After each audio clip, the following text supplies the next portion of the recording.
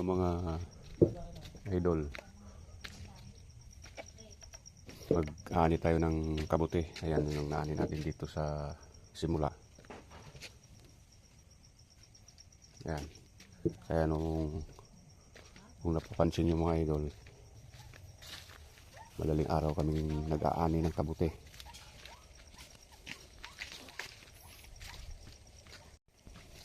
Kaya madilim.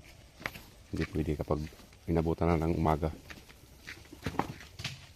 Ayan. Nagsisimula na silang mag-ani. Ano? Marami ka na nakuha. O yan. May nakuha na. Ito, tingnan mo. Ha? May tulog na. Ayan o. Kapal yung maliliit.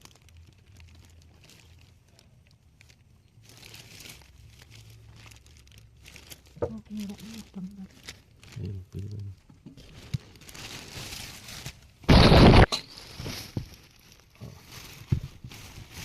Ito. Taas.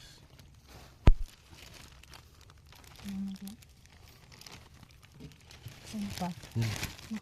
Kapag nag-aani tayo, tatanggal muna natin itong takip na karton para mas madaling hawiin yung plastic niya. Yan. Tatanggalin muna natin lahat. Saka naman natin bubuksan yung Bubuksan na na. plastic. Yung nakaipit na bato, tatanggalin natin. Ayun, yun ang bumulaga. Ayun, bumuka ka na.